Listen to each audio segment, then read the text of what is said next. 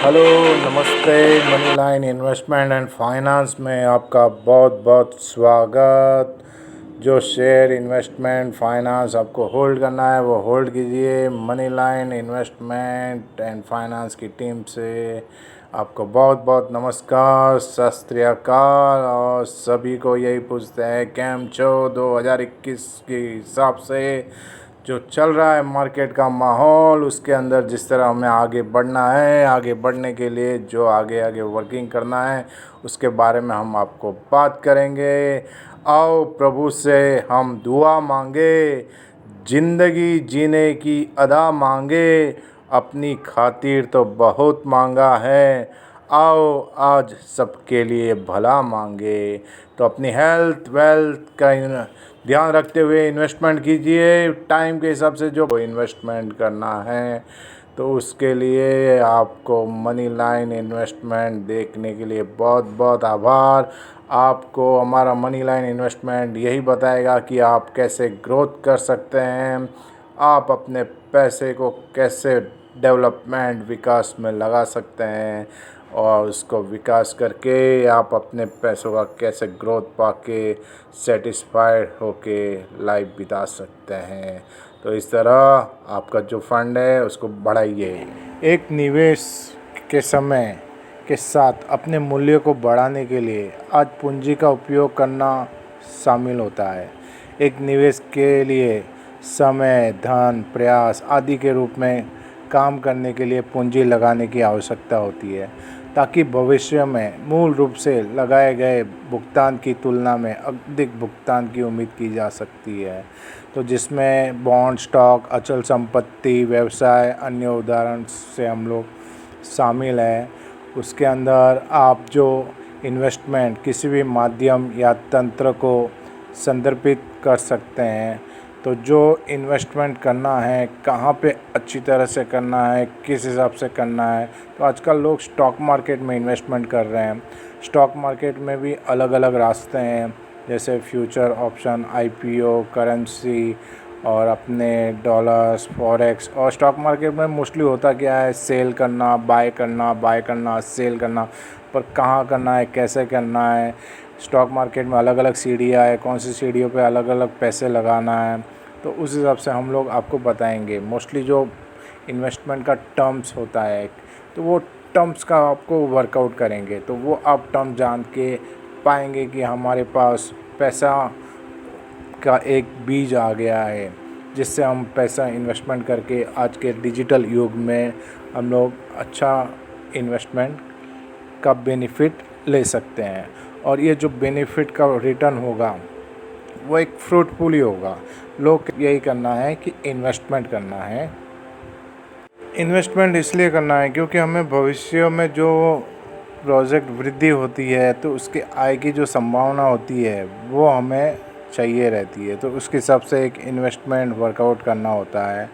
वास्तव में समय के साथ हम लोग इन्वेस्टमेंट नहीं कर सकते हैं तो मूल्य खो सकते हैं।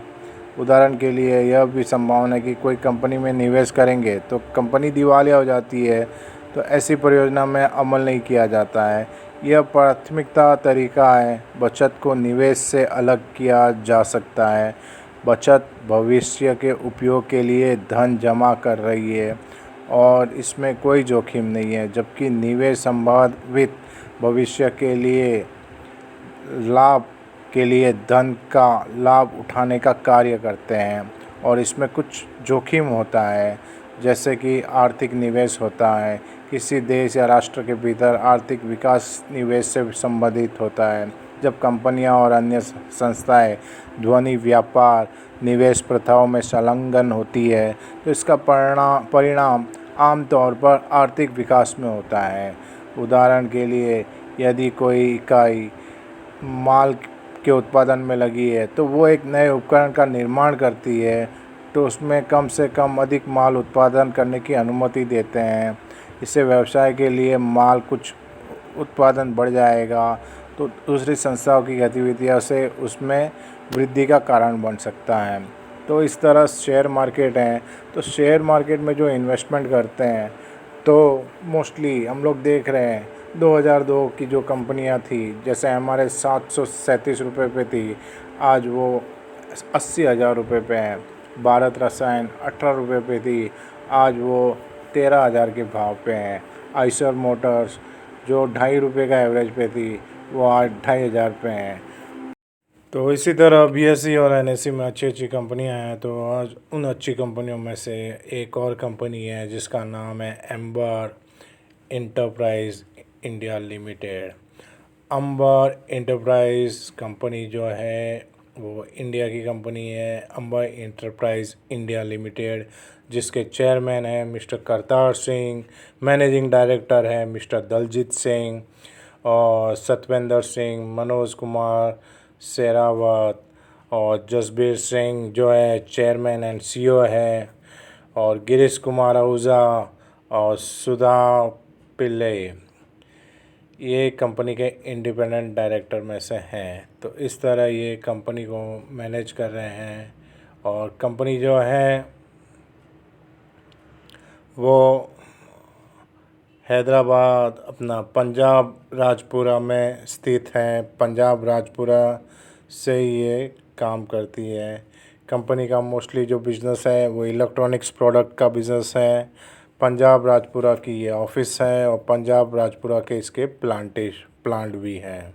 अंबर इंटरप्राइज इंडिया प्राइवेट लिमिटेड करके पहले रजिस्टर्ड हुई थी, जो 1990 में अप्रैल में जालंधर पंजाब में, और फिर बाद में 1994 में इन्होंने राजपुरा में अपना फैक्ट्री सेटअप किया, और 2003-2004 में कंपनी ने देहरादून में एक प्लांट उन्होंने मैन्युफैक्चरिंग का स्टैब्लिश किया। और फिर बाद में 2015-2006 कंपनी ने मैन्युफैक्चरिंग माइक्रो ओवन एलजी के लिए मैन्युफैक्चरिंग करना शुरू किया 2006 में और 2008 में। फिर बाद में कंपनी ने नोएडा एकोटॉक यूनिट में एक कॉमन्स ऑपरेशन शुरुआत किया। फिर 2007-2008 में कंपनी ने अपना मैन्युफैक्चरिंग हीट एक्सचेंजर शुरू किया। 2009 में उन्होंने फैक्ट्री यूनिट वापस एक बढ़ाया, और 2010 में कंपनी ने कसना यूनिट काला एम यूनिट पुणे में एक और प्लांट लगाया। तो इस तरह कंपनी ग्रोथ करती रही। 2011 में उन्होंने ग्रीन इंडिया वेंचर फंड के थ्रू फंड लेके जज्जर में उन्होंने एक बड़ा और प्लांट लगाया। रिलायंस अल्टरनेटिव इन्वेस्टमेंट के साथ उन्होंने मिलके फिर 2012 में और एक प्लांट लगाया। तो इस हिसाब से कंपनी ने ग्रोथ किया, और 2017 में इन्होंने अंबर इंटरप्राइज इंडिया लिमिटेड करके इन्होंने अपने कंपनी का नाम चेंज करके पब्लिक लिमिटेड कंपनी बनाया। 2018 में इन्होंने बीएसई और एनएसई में 859 रुपीज़ के हिसाब से उन्होंने शेयर इशू किए। 2018 में इन्होंने आईपीओ लॉन्च किया। तो इस तरह कंपनी आगे ग्रोथ की और बीएसई और एनएसई में आई। कंपनी का मेन काम यही है कि ओरिजिनल इक्विपमेंट मैन्युफैक्चरिंग करने का काम है, जो स्प्लिट एसी, विंडो एसी और कमर्शियल और रेसिडेंशियल के लिए मैन्युफैक्चर करते हैं। Heat exchanger, multi flow condenser, home appliances जैसे वॉशिंग मशीन है, रेफ्रिजरेटर है, माइक्रोवेव है, ऑटो पार्ट्स और भी दूसरे इलेक्ट्रॉनिक्स प्रोडक्ट्स और ब्रांडेड कंपनियों को बेचते हैं। तो इस तरह आज की तारीख में कंपनी के शेयर का भाव है 3,300 के ऊपर, जबकि ये शेयर 2019 में सिर्फ 600 रुपये के आसपास हुआ करता था। ये साल 2021 से लेकर 3,500 तक जंप किया है। इसका 200 दिन का मूविंग एवरेज 3,500 का है। इसका मार्केट कैपिटल अभी 11,000 करोड़ का है। इसका रेवेन्यू 3,000 करोड़ का है। इसका नेट प्रॉफिट जो आ रहा है 81 करोड़ के ऊपर आ रहा है। इसका ईपीएस 26 करोड़ के ऊपर आ रहा है। इसका बीवीपीएस 400 करोड़ के ऊपर आ रहा है। इसका आरओई 6 करोड़ के ऊपर आ रहा है।